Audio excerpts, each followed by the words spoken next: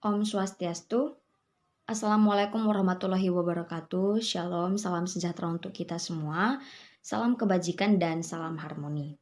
Kami dari kelompok 9 akan membahas materi mengenai paradigma pendidikan guru di Indonesia sebelum dan sesudah berlakunya Undang-Undang RI nomor 20 tahun 2003. Anggota kelompok dari kelompok 9 yaitu saya sendiri, Joy Juwita Borsitorus dengan NIM 2213011027 dari kelas 1B. Yang kedua, Dea Putri Azara dengan NIM 2213011091 dari kelas 1E. Dan Dewa Made Sedana Prapta dengan NIM 2213011081 dari kelas 1E. Adapun topik pembahasan kami yaitu yang pertama pengertian paradigma pendidikan, yang kedua paradigma pendidikan guru di Indonesia sebelum berlakunya Undang-Undang RI nomor 20 tahun 2003, dan topik pembahasan ketiga yaitu paradigma pendidikan guru di Indonesia sesudah berlakunya Undang-Undang RI nomor 20 tahun 2003. Kenalkan, nama saya Joy Juwita Borsitorus dengan NIM 2213011027 dari kelas 1B Pendidikan Matematika. Saya akan menjelaskan mengenai pengertian paradigma pendidikan.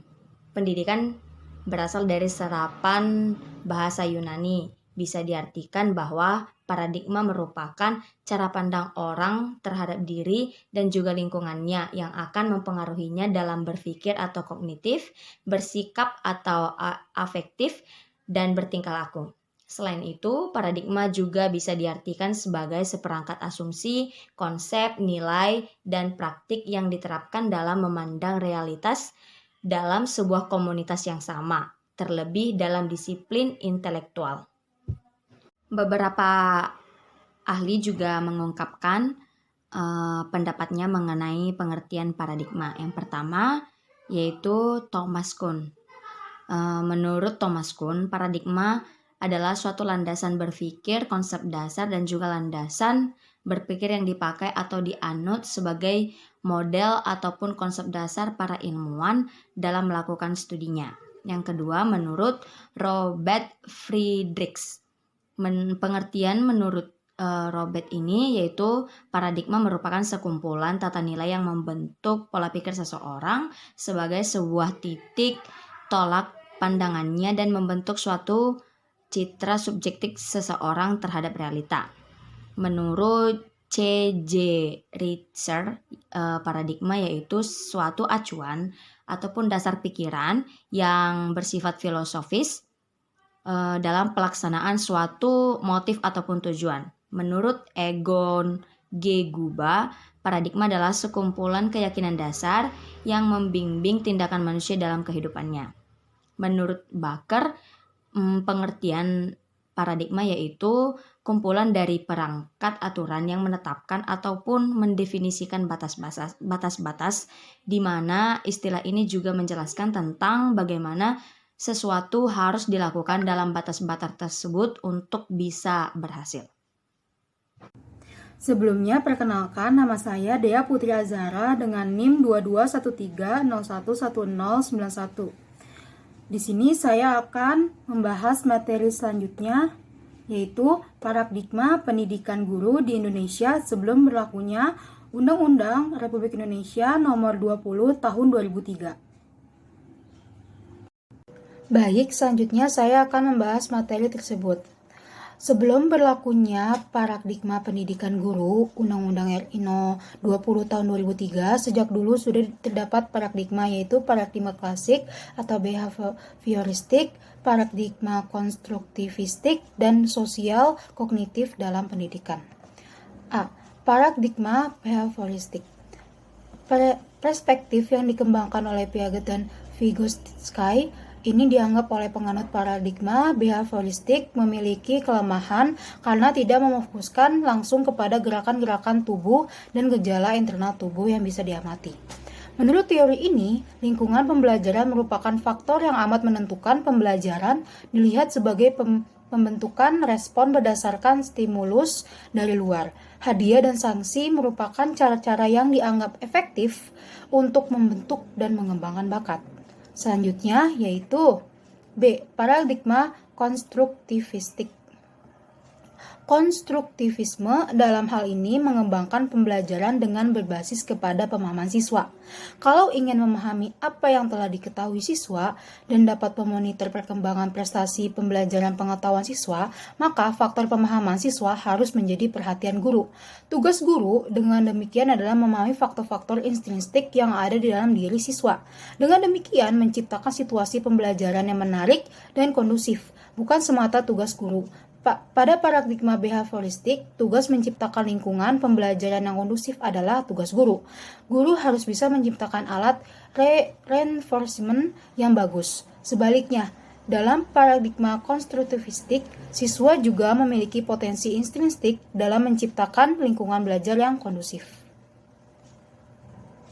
Selanjutnya yang C, paradigma sosial kognitif. Dalam paradigma sosial kognitif, pembelajaran disetting sedemikian rupa sehingga siswa bisa menggunakan sistem pengetahuan yang dimilikinya dan digunakan untuk berdialog dengan lingkungan. Pembelajaran atau pemikiran dilakukan melalui tindakan yang bisa mengubah situasi yang berubah-ubah cara pembelajaran yang dilakukan siswa. Gagasan yang terpenting dalam hal ini adalah bahwa pembelajaran adalah aktivitas yang difasilitasi yang di dalamnya terdapat bentuk-bentuk ragam budaya yang ada menjadi faktor penting. Dengan demikian, pembelajaran dalam perspektif ini dapat diartikan sebagai aktivitas sosial dan kolaborasi.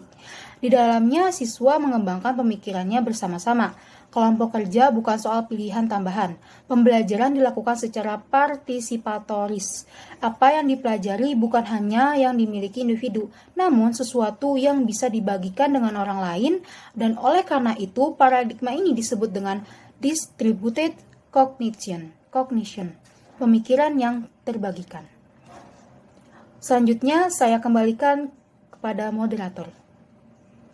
Baik, terima kasih atas waktu yang diberikan. Perkenalkan, nama saya Adi Monisar Prapta dengan NIM 221301181 dari kelas 1E.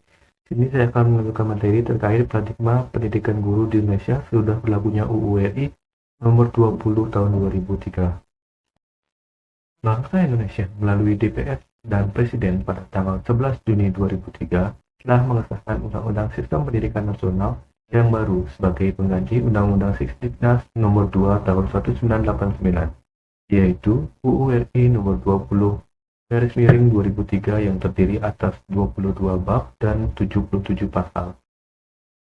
Perubahan mendasar yang dicanangkan dalam Undang-Undang Sisdiknas yang baru tersebut antara lain adalah demokratisasi dan desentralisasi pendidikan, peran serta masyarakat, tantangan globalisasi, kesetaraan dan keseimbangan serta jalur pendidikan. Baik, untuk materi yang pertama yaitu terkait demokratisasi dan desentralisasi. Tuntutan reformasi yang sangat penting adalah demokratisasi yang mengarah pada dua hal, yakni pemberdayaan masyarakat dan pemberdayaan pemerintah daerah.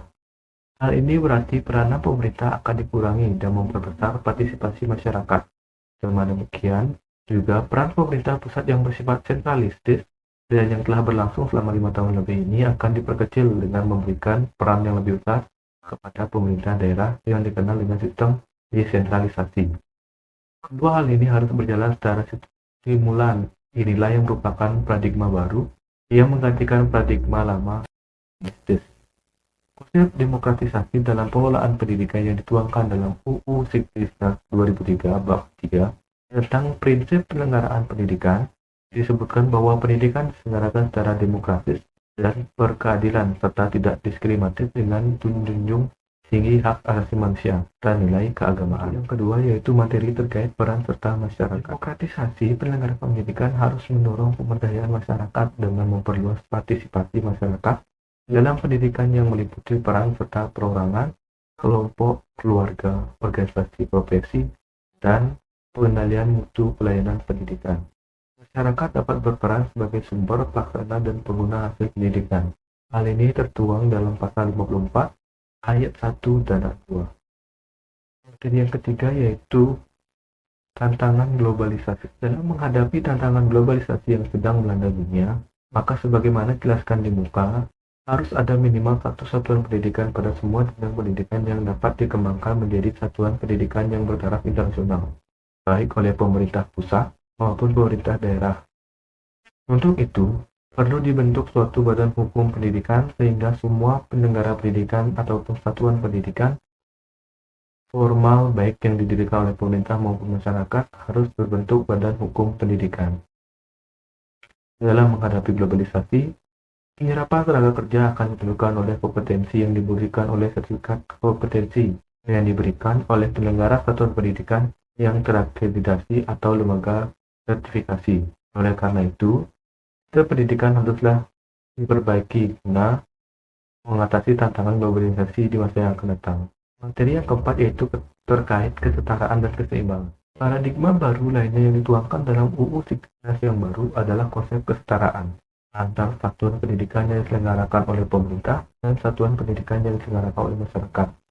Tidak ada lagi istilah satuan pendidikan plat merah ataupun plat kuning. Semuanya berhak memperoleh dana dari negara dalam suatu sistem yang terpadu.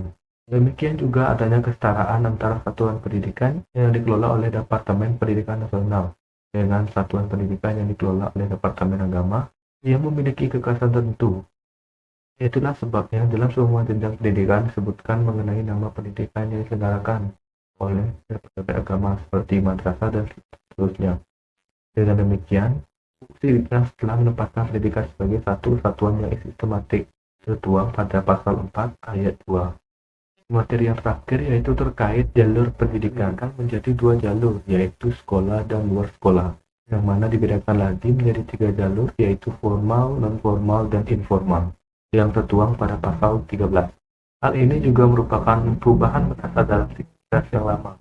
Pendidikan informal dalam kurung warga sebenarnya juga telah diberlakukan, namun termasuk dalam jalur pendidikan luar sekolah, dan ketentuan penyelenggaranya pun tidak konkret. Jalur formal terdiri atas pendidikan dasar, pendidikan menengah, dan pendidikan tinggi, dengan jenis pendidikan meliputi pendidikan umum, kejuruan, akademik, profesi, vokasi, keagamaan, dan khusus. Perubahan yang paling dasar terkait jalur pendidikan ialah perubahan penyebutan nama, di mana SLTP sekarang menjadi SMP dan SLTA menjadi SMA. Sekian materi yang telah saya sampaikan, saya kembalikan kepada moderator. Baiklah, demikian pemaparan materi dari kelompok kami mengenai paradigma pendidikan guru di Indonesia sebelum dan sesudah berlakunya Undang-Undang RI Nomor 20 Tahun 2003. Kami mohon maaf apabila terdapat kesalahan yang telah kami perbuat, dan akhir kata kami mengucapkan terima kasih.